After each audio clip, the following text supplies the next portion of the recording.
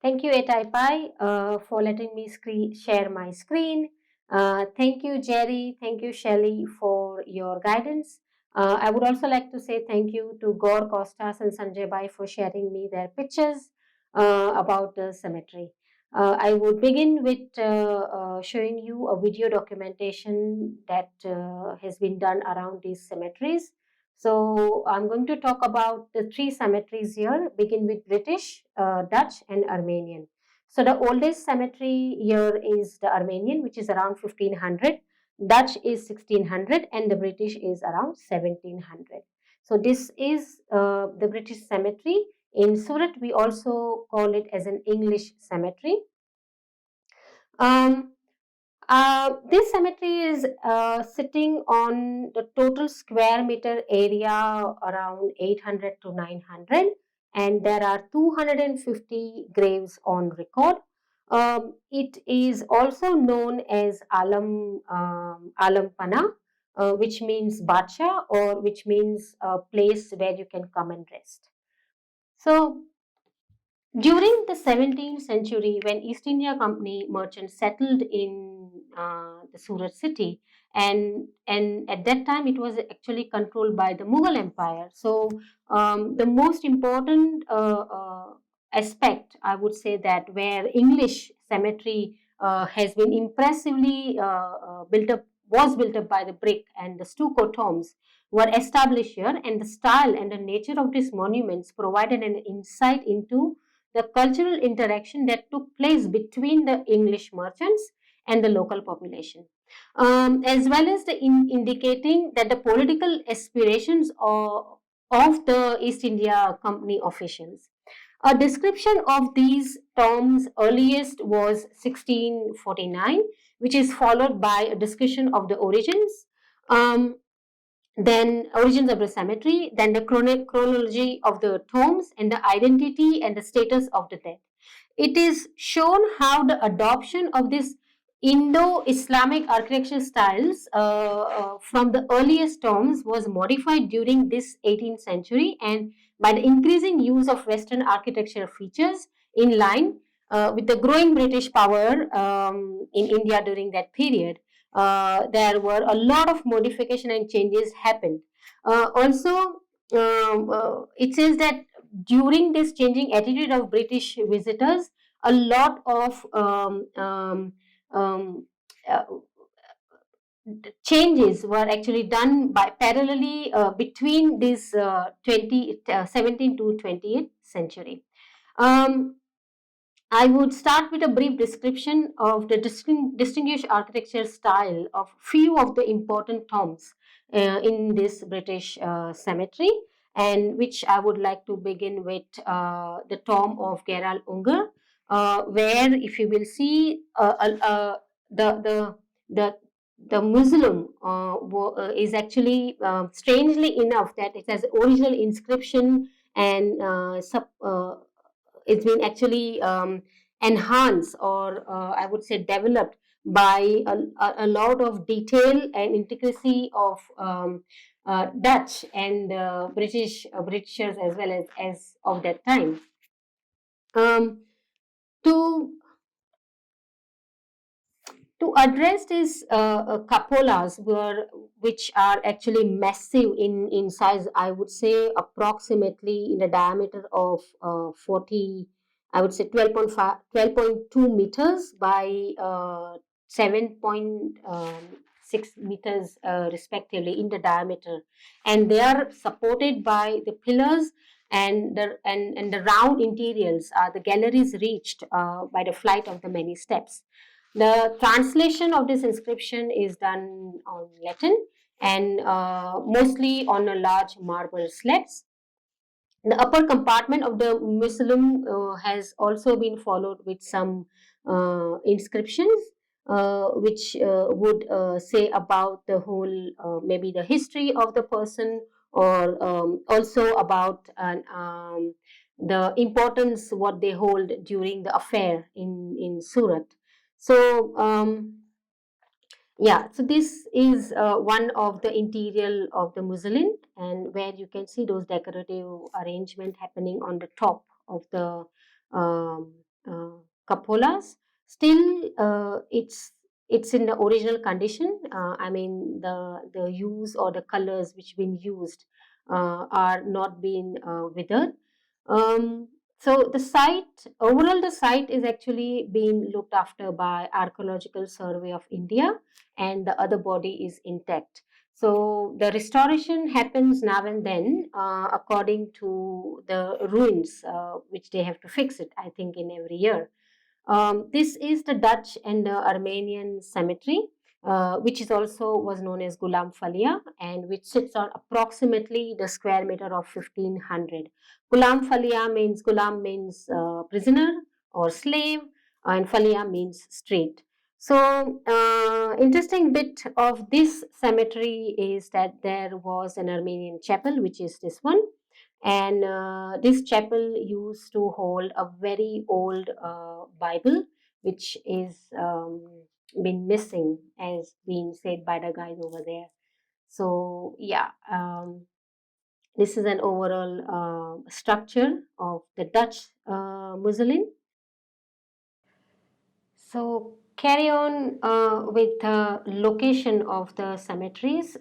This is the map I would like to show you where the red dot is. We're going to follow that cursor.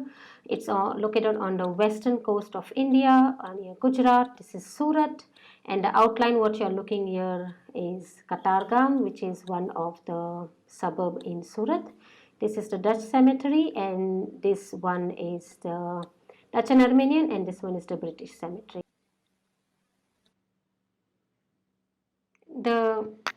Also there is an bird eye view of the British cemetery. This is the 16 monument tomb location, and I have tried to do number 12, which is the Elizabeth Wilde grave, and 16A, which is Henry Gary's grave. So this was done in 2019 in December last year, when I went to visit the cemetery again, and I went with some charcoals and tracing papers to just try out if I can get some impressions. So this is the first one I'm trying to do, the Henry Gary one. This is the second one.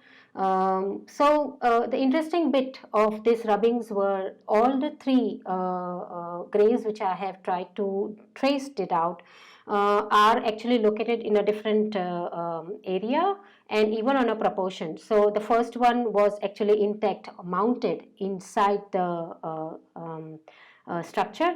This one, the Elizabeth Wilde one, was actually almost a 3 feet height bed lying on the top of the grave, and so these are the inscriptions from the grave itself.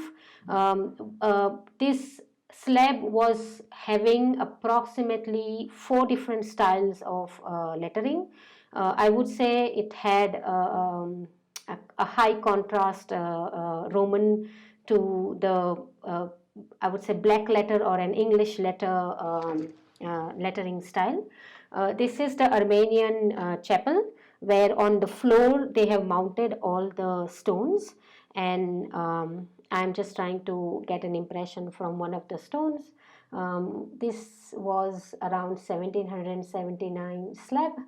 Um, I don't speak Armenian, but if I have to go ahead, I might have to look into it and then try some, uh, ask some specialization to actually come across what it says. To carry on with the first grave, I would like to address some details what I have found. This is the obelisk, um, uh, uh, where it's almost 2 meters on the top, if you will see, and there is a lotus finale which ends to it. Which makes a very distinct feature for this grave, because this is a grave of a 14-year-old who passed away, and it's been actually written in his memory in 1658. The interesting bit of this slab or the stone writing was that very distinct features of lettering were been noticed. So I could not like I could not notice that the G actually looks a lot like Elvis hair, and so it's like a bulb or sitting on the character. So a lot of majuscule letters have those similarities in this single tablet. Um, Also, there were florons and features which were addressed on the minuscule letters, like this character C, which looks like there is a feature of a horn sitting on the top of the character. Um, uh, I don't know, maybe it can be an accent, or they tried to put an accent, but I'm not sure about it. So to look into all those specification and detail is something what this project has been started on, and I wish to carry forward with a lot of findings, interesting features, and also to give a context on an historical norms as well. Because if in future I'm trying to make an archive of these characters or the letter pieces, I would like it to be addressed to the style which is been it has been inherited from.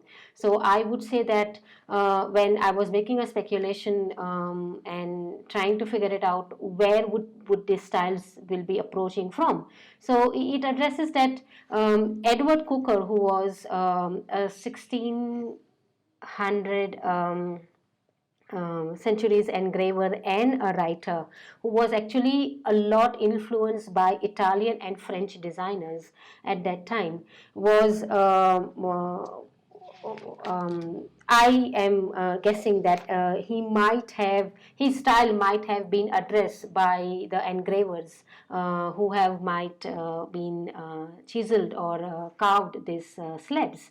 To take it forward, that these are the little details where I have tried to pad up and say if I can see any matchings, or let's say arrangement of the flourish or the florins having any similar patterns, which I can address later according to any historical context.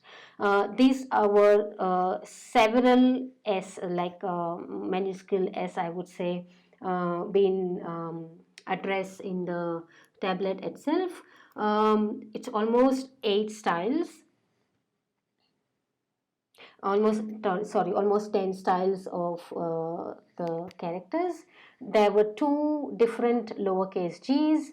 So in short, the whole tablet was made up of very distinct features, and I guess it was the carver who have got a full freedom of actually using variations of each characters. So this is an experiment I have done on by actually tracing and then drawing and then making a drawing digitalized. This is just a trial version and trying to actually add up or maybe minus some of the features which were not been needed when I traced them. Because this is an insides letter, the tracing was very different than actually the rubbing. So this is the reference I am giving of Edward Cooker lettering style, which he has done in 1660s, and which he was being influenced by Cressy and Le Sorinet, who were the Italian and French artists. Looking forward, when I was trying to mix match this style and trying to see that if I can see any similarities between the Edward Cooker stylish or the craftsmen who would have actually carved in India, or probably those craftsmen would have got influenced by the slabs which were being imported from Britain. That shows a lot of understanding that these carvings were not actually done in India, but influenced by the Europeans or the Britishers. It also says that the Dutch cemetery slabs were actually imported from Netherlands. So the lettering which is actually sitting in the Dutch cemetery are the origins from the Netherlands itself.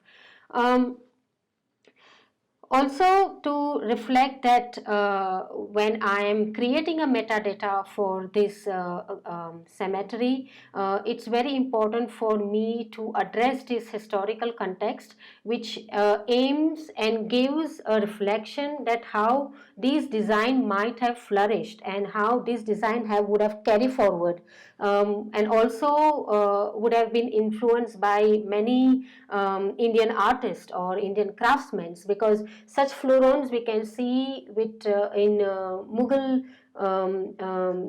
architecture as well. So that's just my speculation I am making over here. Moving along, I have also taken some of the details of the letters which were being carved on the grave. So some were actually chiseled out, and some of the material were actually cut out from the open counters, or maybe the space outside the letters. They've been actually chiseled out. Some have a very detailed manner of thin and thick lines. The strokes are very delicate, so some are almost vanished. But because some are chisel cut, and it seems like they were being overly done, like twice and thrice, so the depth of the characters are still existing. As you can see here, that a variety of lettering styles have been found in the cemetery. So when I visited and I saw some of the graves, each slab would have at least 4 or 5 different stylistic features and lettering on the grave. Even there were very diversification between the numerals as they were written. So the typography on the slab was actually planned, but for some they were being just chiseled out. So it seems like because uh, during 17th century and nearby the 18th or 19th century, it might have happened that these carved letters would have got a double chisel, or maybe carved out again. Because of that, sometimes you can see dual impressions on the letter itself. Some are just been engraved, and some are actually been scrapped out.